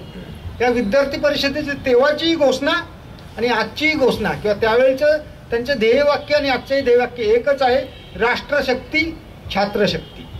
ह्या राष्ट्राची शक्ती काय असू शकते, तर विद्यार्थी असू शकतात, असं ती संघटना म्हणते. इतक्या वर्षाच्या कालखंडात ती घोषवाक्य बदललेलं नाही आणि त्याच घोषवाक्याला आपल्या व्यवहारात आणण्याचं काम त्या संघटनेच्या माध्यमातून होताना दिसतं. दुसरं एक उदाहरण देतो, भारतीय मजदूर संघ. इथे रेल्वेचं आपल्याकडे जंक्शन आहे, त्यामुळे रेल्वे युनियन्स आणि त्याचे बरेचसे गोंधळ, युनियनचे वेगवेगळे गट वगैरे आपण पाहत असाल, किंवा इकडे वेगळ्या वेगळ्या कापूस वगैरे असल्यामुळे छोट्या छोट्या मिल वगैरे पण असतील, युनिट्स असतील, तर कामगार युनियन पण आपण पाहत असाल. कामगारांच्या क्षेत्रात दत्तोपंत ठेंगणीसारखा संघ महर्षी प्रचारक गेला आणि तिथं कामगारांचं संघटन बांधलं आणि घोषणा काय दिली, देश के हित में करेगे काम, काम का लगे पुराणम. म्हणजे कामगारांचं हित काय आम्ही सोडलेलं नाही, ते करणारच आहोत, पण आमची प्रायोरिटी कशाला आहे, आमचं प्राधान्य हे देशाच्या हिताला आहे. आणि हे फक्त घोषवाक्य नाही, हे या कामगार संघटनेनं दाखवून दिलेलं आहे. आपल्या सगळ्यांना आठवत असेल कारगिलचं युद्ध झालं आणि त्याच काळात हे जे सगळे वाहन चालक, जे ट्रक चालक यांचा मोठा संप झाला आणि जे शस्त्रास्त्र इकडे तिकडे पाठवायची होती ती पाठवणं अडचणीचं होऊन गेलं होतं. आणि नागपूर जवळचं जे मिलिटरीचा कॅम्प आहे तिथली बरेचशी शस्त्रास्त्र तिकडे पाठवायची होती. तर अशा वेळेस या सगळ्या वाहन चालकांनी जे मजदूर संघाशी जोडलेले होते त्यांनी पुढाकार घेतला. त्या शस्त्रास्त्राच्या आगारात जाऊन ती शस्त्रास्त्र आपल्या वाहनात लोड केली आणि गेली. हा सत्य घटना आहे. मग हे कशामुळे झालं? खरं तर सगळे वाहन चालक एकसारखेच असतात ना, त्यांच्या सगळ्यांच्या गरजा एकसारख्याच असतात, त्यांच्या मागण्या एकसारख्याच असतात, किंवा त्यांची एकंदर जीवनशैली सुद्धा एकसारखीच असते वाहन चालक असल्यामुळं. पण जेव्हा आपल्या वैयक्तिक लाभासाठी, वैयक्तिक गरजेसाठी आपण संप पुकारतो आणि त्याच वेळेस राष्ट्रीय गरज आणि राष्ट्रीय समस्या समोर येते, तेव्हा आपण गौण आहोत, राष्ट्र महत्त्वाचं आहे, हा भाव त्या वाहन चालकांनी आपल्या व्यवहारातून दाखवून दिला होता. हे कशामुळे शक्य झालं? राष्ट्र के हित में करेगे काम. एक कामगार संघटना जेव्हा पुढे येते आणि विचार करते तेव्हा राष्ट्र प्रथम हा व्यवहार आपल्या कृतीतून येते. 1964-65 साली मुंबईच्या पवईमध्ये विश्व हिंदू परिषदेची स्थापना झाली. आपण 22 जानेवारीला राम मंदिराच्या सगळ्या कार्यक्रमात असणार आहोत. आत्ताही सगळीकडे अक्षत वाटण चालू असेल कदाचित, त्यामुळं एक उत्साहाचं वातावरण आहे. पण या विश्व हिंदू परिषदेच्या स्थापनेतून काय अपेक्षित होतं संघाला? की सगळे हिंदू समान आहेत ना. मग धार्मिक क्षेत्रातली अस्पृश्यता, तिथे काही लोकांचं स्थान नाकारणं, त्यांना अधिकार नाकारणं हे योग्य आहे का? त्या विश्व हिंदू परिषदेच्या माध्यमातून सगळ्या धर्माचार्यांना एकत्र करून त्या सगळ्या धर्माचार्यांच्या माध्यमातून त्यांच्या मुखातून एकमुखानं घोषणा करण्यात आली की हिंदूमध्ये कुणी दलित नाही, सगळे भाऊ आहेत. हे धर्माचार्यांनी सांगितलं तरच होणार आहे. रवी गोळे किती ओरडला की आपण सगळे भाऊ आहेत, नाही होणार. एखाद्या राजकीय पक्षाच्या कार्यकर्त्यांना सांगितलं, नाही होणार. ज्या गोष्टीशी धर्म जोडलेला आहे त्या गोष्टीतला प्रमुख जो पण बोलत नाही, व्यवहार करत नाही, तोपर्यंत ते होणार नाही. आणि फक्त विश्व हिंदू परिषदेच्या माध्यमातून ही घोषणा झाली नाही तर पुढच्या काळात आपल्या सगळ्यांना माहिती आहे मीनाक्षीपुरमचं जेव्हा धर्मांतर झालं तेव्हा असंख्य दलित वस्तींमध्ये शंकराचार्यांचे प्रवास घडवून आणण्याचं काम विश्व हिंदू परिषदेनं केलेलं आहे. मोरोपंत पिंगळेंनी त्याचं नेतृत्व केलेलं आहे. तर असं जे परिवर्तन आहे म्हणजे त्या कामाचं, ज्या क्षेत्रात आपण काम करतो त्या क्षेत्राचं प्राधान्य राष्ट्र, हिंदू समाज असं ठेवून काम करायचं. आणि ते करत असताना जो एकत्वाचा भाव आहे, राष्ट्रीयत्वाचा भाव आहे, त्याला मात्र कायम जपायचं. वनवासी कल्याण आश्रमाच्या बाबतीत असं म्हणता येईल. वनवासी कल्याण आश्रमाचं स्लोगन काय आहे? मै तू एक रक्त. हे तुझ्या माझ्यात फरकच नाही. जे आपण सांगतो किंवा आपण म्हणतो की ईश्वर सगळ्यांच्यात आहे, सगळे आपण ईश्वराचे अंश आहोत, त्यांनी ते सांगितलं तुमचं रक्त माझं रक्त एकच आहे. आणि ते आपण पाहतो. वनवासी कल्याण आश्रमाच्या माध्यमातून जेव्हा हे कामात सुरुवात झाली तेव्हा हिंदू समाजाचं लचके तोडणारं, धर्मांतराच्या माध्यमातून हिंदूंना कुंकवत करणारं जे कुकर्म चालू होतं ते हळूहळू संपलेलं आहे. आणि मग हिंदू समाजातला वनवासी कल्याण आश्रमानं काय अपील केलं? नगरवासी, शहरवासी, वनवासी, आपण सारे भारतवासी. म्हणजे वनवासी वेगळे आहेत, त्यांच्या चालीरीती वेगळ्या आहेत, त्यांचा आमचा काही संबंध नाही, हा जो भाव होता तो भाव दूर करून आपण सगळेच एक आहोत, आपण सगळेच भारतवासी आहोत, ही भाव जागरणाचं काम यांनी केलेलं आहे. त्यामुळं डॉक्टरांनी जे सूत्र दिलं, कुठलं सूत्र दिलं? हिंदूपणाचं जागरण, राष्ट्रीयतेचं जागरण, हिंदूंचं संघटन, ते सूत्र घेऊन गुरुजींनी पुढच्या काळात संघाला घेऊन गेलेले आहेत. पण डॉक्टरांना जे संकट आली नाहीत ती गुरुजींच्या काळात आलेली आहेत. डॉक्टरांच्या नंतर गुरुजींनी संघाची धुरा सांभाळली आणि 5-6 वर्षात, 7-8 वर्षात संघावर बंदी आलेली. असंख्य पहिल्या संघबंदीच्या काळात असंख्य स्वयंसेवकांना प्रचंड त्रास झालेला आहे. त्यांची मालमत्ता जप्त केलेली आहे, घरं जळलेली. मी ज्या सातारा जिल्ह्यातून इथं आलेलो आहे त्या सातारा, सांगली, कोल्हापूर या जिल्ह्यातील संघ स्वयंसेवकांची घरं कशी जाळली, त्यांची विल्हेवाट कशी लावली, त्यांना कसा छळ केला हे समजून घ्यायचं असेल तर व्यंकटेश माडगुळकरांनी लिहिलेली वावटळ नावाची कादंबरी वाचा, आपल्या लायब्ररीत असेल. एक झुंडशाही उभी राहते, एक झुंड येते आणि घरच्या घरं पेटवते, कसलंही भान न ठेवता अक्षी नेस्ताभूत करून टाकते. आणि या सगळ्या प्रचंड याच्यानंतर संघबंदीसुद्धा, संघाचं नेतृत्व मात्र ठाम राहतं, संघाला चालना देत राहतं. आणि संघबंदी उठल्यानंतर काय सांगतात गुरुजी? की आपलेच दात आहेत, आपलेच ओठ आहेत. जर दातांनी जिभेला चावलं तर आपण काय कुणाला गुन्हा द्यायचा किंवा कुणाला शिक्षा करायची? ज्यांनी त्रास दिला ते सुद्धा आपलेच आहेत. म्हणजे इतकं प्रेमाचा व्यवहार आणि दिशादर्शन तुमच्या काळात आपल्याला गुरुजींनी केलेलं पाहता येतं. आणि जेव्हा 62ला युद्ध झालं त्या युद्धाच्या काळात संघ स्वयंसेवकांनी राष्ट्रीय भूमिकेतून काश्मीरच्या विमानतळाचं तिथं साफसफाई करणं वगैरे याच्यातही काम केलं. परिणाम म्हणून प्रजासत्ताक दिनाच्या संचलनाला संघाला त्यावेळेस बोलवण्यात आलं. हे बाह्य दिसलं असलं तरी संघावरचा जो आरोप होता किंवा होता तो कायम होत राहिला. संघाच्या वरच्या आरोपांचं किंवा त्याच्यावरच्या घडामोडीचं इथं मांडण्याचा आत्ता मला विषय नाही, कारण मी विचार या दृष्टीने मांडतोय. पण विचार जेव्हा आपण विचार करतो, विचाराची मांडणी करतो, तेव्हा 1972 साली जेव्हा पूर्ण महाराष्ट्रात दुष्काळ पडला होता तेव्हा संघ स्वयंसेवकांनी जनकल्याण समितीच्या माध्यमातून, जनकल्याण समिती हे अलीकडचं नाव आहे, पण त्यावेळी दुष्काळ निवारण समिती या माध्यमातून जे काम केलं, जे जिथं संघाचा स्वयंसेवक नाही, ज्या गावात जिथं संघाचं शाखा लावण्यासाठी पायी ठेवली देत नाहीत अशा गावात किंवा अक्षी नगर जिल्ह्यातच संघ या जनकल्याण समितीचं काम सुरू झालं. दामोदर दातेंनी त्याचं नेतृत्व केलं होतं. संघाचं काम करणारे तिथले एक संघचालक ते संघाचे काम करतात आणि शिक्षक आहेत हे लक्षात आल्यावर ते संघाचं काम करतात म्हणून शाळेच्या आड्याला त्यांना 24 तास लटकवून ठेवण्याचा पराक्रम ज्या गावाने केला होता त्या गावात सुद्धा या दुष्काळ निवारण समितीच्या माध्यमातून अन्नधान्य आणि पशूंसाठी चारा देण्याचं काम केलं होतं. इतकं निरपेक्षपणे संघ विचार सांगतो. आणि म्हणून हे करत असताना जेव्हा आणीबाणीच्या नंतर पुन्हा एकदा संघावर बंदी आली, असंख्य स्वयंसेवक त्यात अटक झाले, मिसाबंदी झाले, ती आणीबाणी उठल्यानंतर सुद्धा बाळासाहेबांनी काय सांगितलं? विसरा आणि क्षमा करा. जे झालं ते विसरून जा आणि ज्यांनी केलं त्यांना क्षमा करा. पण आपली जी दिशा आहे, आपला जो विचार आहे तो मात्र पुढे घेऊन जायचा. आणि त्यामुळं समाजाला राष्ट्रीय भूमिकेत घेऊन जाणं, समाजाला संघटित करणं, ही जी 2 सूत्र आहेत ती संघानं कधीही सोडलेली नाहीत. त्या दृष्टीनंच विचार केला. आणि मग आणीबाणीनंतर लगेचच देश आणीबाणीच्या याच्यात होडपळून निघाल्यानंतर लगेचच त्या ह्याच्यात कुठेतरी आधी ती सुरुवात झाली असावी. पण बातमी आली 1981 साली की मीनाक्षीपुरमला धर्मांतर झालेलं आहे आणि एकाच वेळेस 400 कुटुंब धर्मांतरित झालेले आहेत आणि त्यानं देश खडबडून जागा झाला. पण हा खडबडून जागा झाल्यानंतर त्याचं उत्तर काय? ते धर्मांतरित झाली, त्यांना परत घेणार का? धर्मांतर होऊ नये म्हणून काय करणार? आणि मग पुन्हा संघ मैदानात उतरला. मोरोपंत पिंगळ्यांसारख्या ज्येष्ठ प्रचारकांनी त्यात लक्ष घातलं आणि तिथून एक मोठं आंदोलन सुरू झालं. त्या आंदोलनाची एका अर्थानं परिपूर्ती किंवा त्याचा एक फुल स्टॉप 22 जानेवारीला होईल.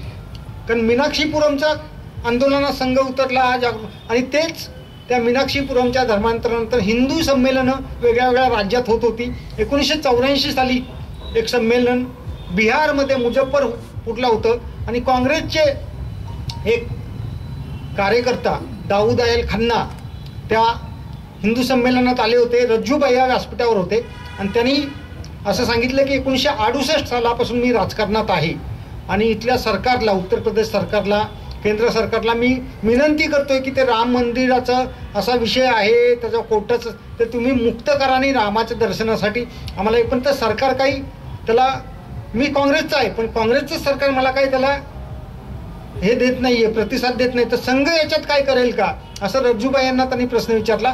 आणि 84 पासून संघ जीवनातलं पहिलं असं आंदोलन आहे राम जन्मभूमीचं की ते संघ म्हणून ओन केलं गेलं. संघानं ते आंदोलन समाजाकडून आलं होतं की हे तुम्ही करा असं सांगितलं आणि संघानं ते ओन केलं आणि त्याची परिपूर्ती आपण पाहतोय. पण या सगळ्या गोष्टीतून जसं महाराष्ट्राचा विचार करताना नामांतराचा प्रश्न आला, मराठवाडा आणीबाणीनंतरच मराठवाडा विद्यापीठाचं डॉक्टर बाबासाहेब आंबेडकर नामांतर करायचं असं ठरलं आणि मराठवाडा पेटला. दलित विरुद्ध सवर्ण, गवई बंधूंचे डोळे काढले गेले, असं असंख्य प्रकार सुरू झाले. त्या काळात संघानं संवाद पथकांच्या माध्यमातून या 2 समाजातली दुरी कमी करण्याचा प्रयत्न केला. रिडलच्या बाबतीत राम आणि कृष्णांबद्दल बाबासाहेब आंबेडकरांनी कधी काहीतरी लिहिलं होतं, त्यांनी ते प्रकाशित केलं नव्हतं, पण ते जाणीवपूर्वक पुढं आणलं गेलं आणि पुन्हा 2 समाजाचं विभाजन होण्याची वेळ आली. अशा वेळेस संघानं समरसता मंचाच्या माध्यमातून भूमिका घेतली की त्यांनी म्हटलेलं आहे ठीक आहे आपण त्याच्यावर काही आक्षेप घेण्याची आवश्यकता नाही. आणि त्याच्यातून दोन समाजात, हिंदू समाजाअंतर्गतच सवर्ण विरुद्ध दलित अशी जी फूट पडण्याची शक्यता होती ती संघाच्या प्रयत्नामुळे थांबली. आम्ही विचार म्हणून हेच दोन गोष्टी करतो किंवा डॉक्टरांनी सांगितलं तेच पुढे घेऊन जाताना असे वेगवेगळ्या प्रकारे अभिव्यक्त होण्याचा प्रयत्न करतो की हिंदूंचं संघटन, त्यामुळे दलित विरुद्ध सवर्ण असं आपल्यात फूट पडता कामा नये. राष्ट्रीय भूमिका, त्यामुळं बाबासाहेब राष्ट्रीय पुरुष आहेत, त्यांची ती भूमिका असेल, त्यांनी काहीतरी अभ्यास केला असेल, पण ती आहे त्याच्यावर आक्षेप घेण्याचे किंवा ते खोडून त्यावेळेस 1936 साली लिहिलं, त्यांच्या हयातीत त्यांनी प्रकाशित केलं नाही, याच्यामागची त्यांची काहीतरी भूमिका असेल, ती भूमिका समजून घेऊया आणि आपण तो विषय थांबूया अशी भूमिका घेतली. त्याच्यातूनच सामाजिक ऐक्य आणि राष्ट्रीय भूमिका हे घेण्याचा प्रयत्न आपल्याला संघाच्या माध्यमातून दिसतो. पण हे तर चळवळीचं झालं. माणसांच्या जीवनातलं काय असं आहे ना की संघाचा विचार माणसांच्या जीवनात प्रकट होतो का? मी समरसता मंचाचं काम करतो, त्यामुळे आपोआपच भटके विमुक्त चळवळीशी जोडलेलो आहे. आज आत्ता 1-2 वर्षापासून भटके विमुक्तांची वेगळी गतिविधी आपल्या प्रांतात सुरू झालेली आहे. पण आधी समरसता मंच भटके विमुक्त एकत्र होतं. तर 2 अनुभव त्यातले सांगतो. एक, आमच्या मर्यावाल्याला काही कारणामुळे पोलिसांनी पकडलं आणि तुरुंगात टाकलं आणि त्याची साक्ष कुणीतरी दिली पाहिजे ना की हा गुन्हेगार आहे म्हणून. तर स्टँडवर गेले पोलीस, तिथे एक पारधी सापडला, त्याला पकडून आणला आणि सांगितलं हे बघ यानं चोरी केलेली असं आम्हाला माहिती आहे, तर तू साक्ष दे की मी याला पाहिलेलं आहे, मग तुला आम्ही सोडू किंवा तुला आम्ही काही मदत करू किंवा पुढच्या गुन्ह्यात आम्ही तुला माफ करू. त्या पारध्यानं सांगितलं की चोरी करण्याचं काम पारधी करतील, हा मर्यावाला कधी करणार नाही मला माहिती आहे. आता हा संस्कार कुठून आला? तर जेव्हा भटके विमुक्त विकास परिषदेच्या कामात सगळे भटके विमुक्त जे एकामेकाशी बाह्य जीवनात, बाह्य समाजात एकामेकाच्या जीवा उठलेले असतात, एकामेकाला वैरी मानत असतात, ते सगळे मांडीला मांडी लावून बसले. सगळ्यांनी सोबत जेवण केलं, सगळ्यांनी आपापली दुःख मांडताना आम्ही कसे श्रेष्ठ आहोत असं सांगितलं, पण यांचीही दुःख आहेत हेही सांगितलं. हा जो भाव जागृतीचा कार्यक्रम आहे, समाज जाणीवेचा कार्यक्रम आहे, जो भटके विमुक्त संघाच्या माध्यमातून झाला. आता दुसरं उदाहरणही सांगतो. एक नंदीबैलवाला पुण्याहून मुंबईला येत होता. हा दिवाळीनंतरचा कालखंड असतो की आमच्याकडे मुंबईला नंदीबैलवाले येतात आणि ते गल्लोगल्ली फिरतात आणि पैसे वगैरे जमा करतात. तर तो बैल एवढा मोठा आणायचा, तो कशातून आणणार? तर तो आपला पुण्यातून निघाला, वाटेनं चालत जुना मुंबई पुणे हायवे, ज्याला आता एक्सप्रेसवे नाहीत म्हणत, तो आणखी एक जुना आहे, खोपोली घाटातनं वगैरे तो येतो. तर तो घाटात बैल घेऊन चालत येत असताना ट्रकनं त्या बैलाला धडक दिली आणि बैल पाय मोडला. तो बैल तिथंच बसला. त्या नंदी बैलवाल्याकडे एकच फोन नंबर, गिरीश प्रभूने. गिरीश प्रभूनेंना फोन केला की माझा बैल इथं मोडून पडलेला आहे, तू काय करायचं ते कर. गिरीश प्रभूनेनी पुण्यातल्या कार्यकर्त्यांना फोन केला, तिकडून ट्रक पाठवला, तो बैल त्यात चढवला. आता बैल जिवंत आहे पण पाय मोडलेला, म्हणजे त्याचा उपचार होऊ शकतो. मग तो मुंबईच्या हापकीनमध्ये आणून ठेवला. आता बैल इतका अवाढव्य, तो म्हातारा झालेला बैल, ते हाड जोडायला वेळ लागणार नाही. कुठल्याही व्यक्तीचं हाड फ्रॅक्चर झाल्यावर कमीत कमी आपल्याला 21 दिवस एका जागेवर बसायला सांगतात. तो बैल आहे बरं, तो त्याला काय आपण बसून असं नाही होऊ शकत, त्याच्या कृतीप्रमाणे तो करणार. मग इतके दिवस तो बैल तिथं राहणार, आपोआपच तो नंदी बैलवाला तिथं राहणार, त्याची व्यवस्था काय? तर जसं आपल्या घरातली एखादी व्यक्ती आजारी पडल्यानंतर सकाळी नाश्ता घेऊन नातू जातो, दुपारी जेवण घेऊन सून जाते, संध्याकाळी जेवण घेऊन मुलगा जातो हॉस्पिटलमध्ये, आणि त्या व्यक्तीची आपण जशी देखभाल करतो तसं ते आमच्या परळ दादर नगरातले सगळे स्वयंसेवक त्यांनी रुटीन लावली की या नंदी बैलवाल्याला आपण डबा द्यायचा आहे आणि त्या बैलासाठी चारा घेऊन जायचा आहे. 3 महिने हा रुटीन दररोजची संघ स्वयंसेवकांनी तिथं लावली होती. आता हे कशामुळे शक्य झालं? तर हा हिंदू सगळा समाज आपला आहे, मी त्याचा घटक आहे, आणि हा जो भाव आहे तो भाव जागवण्याचं काम, त्यालाच बंधुभाव, जो हिंदू समाजाचा आत्मतत्व आहे. बंधुभाव, बंधुभावालाच वेगळ्या अर्थानं आध्यात्मिक क्षेत्रात आपण सगळे ईश्वरी अंश आहोत असं म्हणतो, आम्ही सामाजिक क्षेत्रात त्याला बंधुभाव म्हणतो. की भाऊ भाऊ एका रक्ताचे असले की ते सारखेच असतात. त्यामुळं हा बंधुभाव जागरणाचं काम या संघ विचारातून झालं. त्याची परिणिती किंवा त्याचा परिणाम हे सगळे आपण पाहतोय. आम्ही सर्वजण एक आहोत, आम्ही हिंदू आहोत, आणि त्यामुळे आम्ही परस्परांचे बंधू आहोत असा भाव जागवणारं समाज जीवन आज आपण 99 वर्षात पाहतोय. पण एवढ्यावर आपल्याला थांबायचं नाही आहे. संघ थांबत नाही. संघ भविष्याचा वेध घेत असतो, आणि तो घेत असताना आपल्याला भविष्य कुठं आहे, आपलं भविष्य काय आहे, तर आपल्याला भारत मातेला परमवैभवाला नेऊन बसवायचं आहे. या विश्वाचं मार्गदर्शन करणारी भारत माता आपल्याला पाहायची, आपल्या हयातीत पाहायची आहे. म्हणजे असंख्य संघ स्वयंसेवक असे म्हणतात की आमच्या हयातीत राम मंदिर होतंय, हे पाहण्याचं भाग्य आम्हाला लागतंय. याचा अर्थ आम्ही पूर्वजन्मी खूप पुण्य केलं होतं आणि खरोखरच आहे. म्हणजे हे स्वप्नच होतं की जे 22 तारखेला प्रत्यक्षात येणार आहे. 40 वर्षापूर्वी 1984 साली जेव्हा इलेक्शन झाल्या इंदिरा गांधींच्या याच्यानंतर, तेव्हा भाजपचे फक्त 2 खासदार निवडून आले होते. आणि तेव्हा मी ज्या वस्तीत राहतो, ज्या नगरात राहतो, तिथल्या एका कार्यकर्त्यानं दुसऱ्या एका कार्यकर्त्याला विचारलं होतं, तुम्ही तर घोषणा देता देशाचा उद्धार करू, निवडून किती आले तुमचे? 2. 84 सालची गोष्ट आहे. तेव्हा त्या कार्यकर्त्यानं सांगितलं होतं असं नाही आहे, आज निवडून आलेले सगळे माझेच आहेत. कारण आपण कुठल्या पक्षाचा याच्यापेक्षा तो राष्ट्रीय विचाराचा आहे का याचा विचार करतो. कारण निवडून आलेले सगळे आमचेच आहेत, पण तू भाजपचा विचार करशील तर आज 2 आलेले आहेत. पण आणखी 12 वर्षानं लिहून घे, आणखी 12 वर्षानं माझ्या विचाराचा पंतप्रधान या देशात असेल. अटल बिहारी वाजपेयींच्या रूपानं 12 वर्षांत पंतप्रधान बसलेला होता. हा स्वयंसेवकांनी जागवलेला आत्मविश्वास, हिंदू समाजात आलेली जागृती आणि राष्ट्रीय विचारांची झालेली बीज पेरणी याचा परिपाक होता असं मला म्हणावं. हा विचार करत असताना जसं आपल्याला भारत मातेला परमवैभवाला न्यायचं आहे, जगाचं नेतृत्व भारतानं करावं, पण आपल्या समाजाचं काय? जगाला सांगू आपण सगळं. म्हणजे असं आहे ना की जगाला सगळं आम्ही सांगू, पण आपल्या घरात जळतं आहे, आपल्या घरात कचरा आहे, आपल्या घरात झुरळ झाले, त्याच्याकडे दुर्लक्ष करणार हे चालेल का? तर जसं जगाला मार्गदर्शन करू, जगाचं नेतृत्व करू, तसंच आपणही आपल्याला सुधारलं पाहिजे. आणि म्हणून मग गेले 3-4 वर्ष आणि 1925 पर्यंत संघाच्या शताब्दीपर्यंत प्रत्येक संघ स्वयंसेवकानं हेच काम करावं असं सरसंघचालकांनी सांगितलंय. आणि ते म्हणजे कुटुंब प्रबोधन, पर्यावरण आणि समरसता. साऱ्या जगाला भारतीय कुटुंब व्यवस्थेचा हेवा वाटतो. साऱ्या जगातून लोक भारतीय कुटुंब व्यवस्थेचा अभ्यास करण्यासाठी येतात, पण ठामपणे इथे बसलेले कुणीही मला सांगावं की भारतीय कुटुंब व्यवस्था आदर्शवत आहे. आज अशी स्थिती आहे का? म्हणजे आपली प्राचीन कुटुंब व्यवस्था, गरज नाही की त्यावेळच्या ऋषीमुनींसारख्या आजोबांनी वागलं पाहिजे, त्यावेळच्या ऋषीपत्नींसारखी आमची आजी असली पाहिजे, आवश्यकता नाही. आधुनिक फॉर्मॅटमध्ये पण ती तत्व घेऊन आम्ही जगू शकतो ना. आज धकाधकीचं जीवन आहे, धावपळीचं जीवन आहे, त्याचबरोबर तंत्रज्ञान सुद्धा विपुल प्रमाणात आपल्या समोर आहे.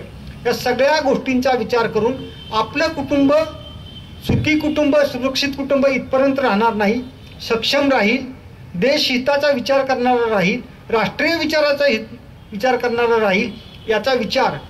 आणि ते करत असताना जे आपल्या पूर्वजांनी घालून दिलेले संकेत आहेत, संस्कार आहेत, याचाही पुनर्पेरणी किंवा पुनर्जागर हे आपल्याला कुटुंब प्रबोधनाच्या माध्यमातून करावं लागणार आहे.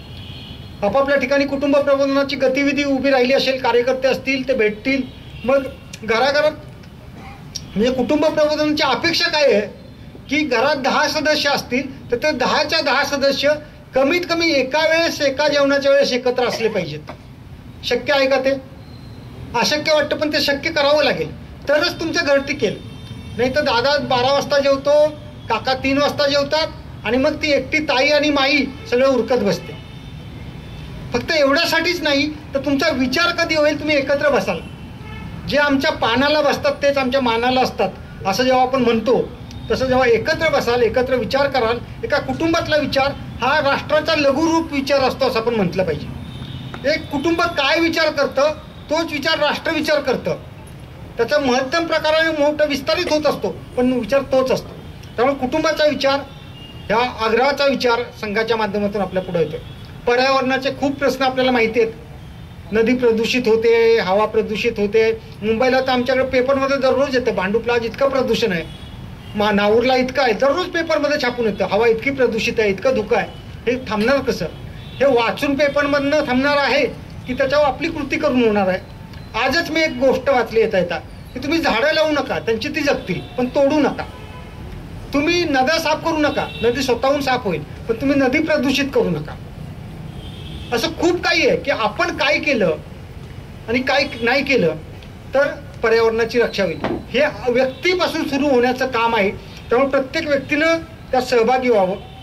आणि तिसरा विषय जो मोहनजी सांगतात समरसतेचा विषय, तो कुटुंब पातळीवर आहेच. मोठ्या मोठ्या शहरात अनेक ठिकाणी घरात मदतीसाठी कोणतरी मावशी येते, ताई येते, तिच्याशी आपला व्यवहार कसा असतो. ती फक्त नोकर किंवा मोलकरीण या दृष्टीने आपण पाहतो की आपल्या घरातला घटक म्हणून पाहतो.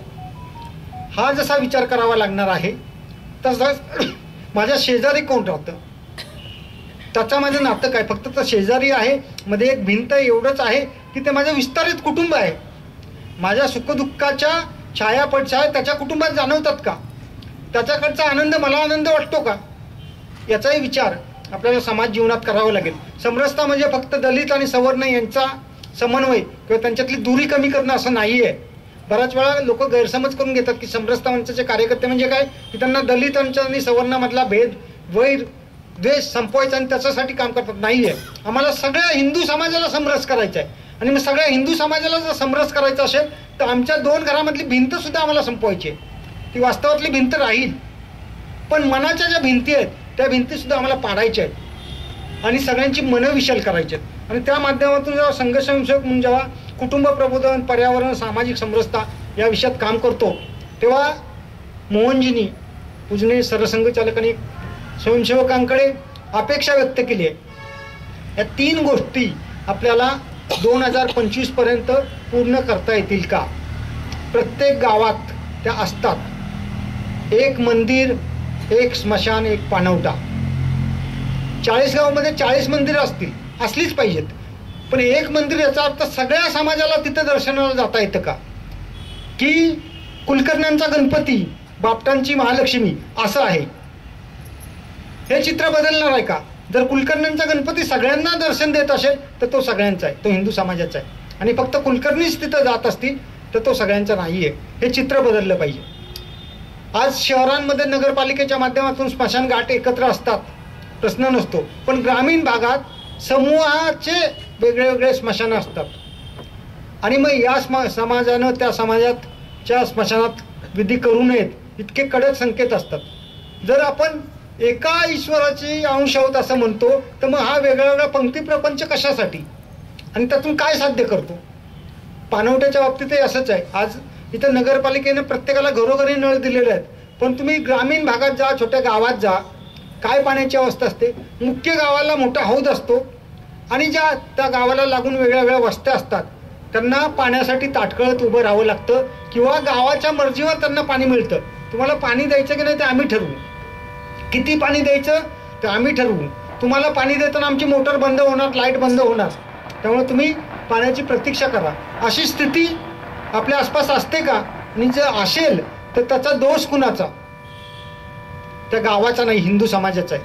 कारण हिंदू समाज आपण डोळ्यावर झापडं बांधून आपल्या समाज बांधवांच्या या कुकर्माकडे पाहत असतो, बोलत नसतो. ही आपली जबाबदारी आहे की आपण त्यांना ठणकावून सांगितलं पाहिजे. आणि संघ स्वयंसेवकाच्या माध्यमातून या सगळ्या गोष्टी कराव्यात. 1 मंदिर, 1 स्मशान, 1 पाणवठा, या सगळ्या गोष्टी कराव्यात असं जेव्हा आपण म्हणतो तेव्हा मग पुन्हा डॉक्टरांनी जो विचार मांडला, हिंदुत्वाचा विचार, हिंदू समाजाचा विचार, 1935ला महात्मा गांधींनी जे विचारलं होतं इथे कोण कोण आहेत आणि सगळ्यांनी उत्तर दिलं होतं आम्ही हिंदू आहोत. तेच मोहनजी 1 स्मशान, 1 मंदिर आणि 1 पाणवठा याच्या माध्यमातून सांगू इच्छितात. म्हणजे विषय एकच आहे, विचार एकच आहे, त्याच्या अभिव्यक्तीच्या पद्धती वेगळ्या वेगळ्या आहेत. त्यावेळेस महात्मा गांधींनी विचारलं होतं, आज समाज विचारतोय की आम्ही हिंदू आहोत, त्याची लक्षणं काय. तर आमचं 1 स्मशान आहे, आमचं 1 मंदिर आहे, आमचं 1च पाणवठा आहे.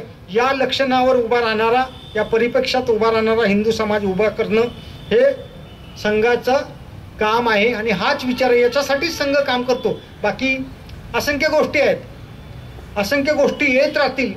अनेक स्वयंसेवक कल्पक असतात, त्यांना विषय वाटतात की गरज असते तात्कालिक, त्याच्यासाठी ते काम करतात. पण ते करत असताना त्याचा जो आत्मा आहे तो हाच आहे की हिंदू समाजाचं संघटन आणि राष्ट्रीय भावाचं जागरण. त्या राष्ट्रीय भावाच्या जागरणासाठी, हिंदू समाजाच्या संघटनासाठी आपण सगळ्यांनी सक्रिय व्हावं. आणि संघाच्या शताब्दी निमित्त जे काही संघ स्वयंसेवक आपापल्या पद्धतीनं काम करतायत त्यांना मदतीला त्यांच्याबरोबर त्यांच्यासोबत पुढे राहावं, मदतीचा हात द्यावा अशी अपेक्षा व्यक्त करतो आणि थांबतो. धन्यवाद.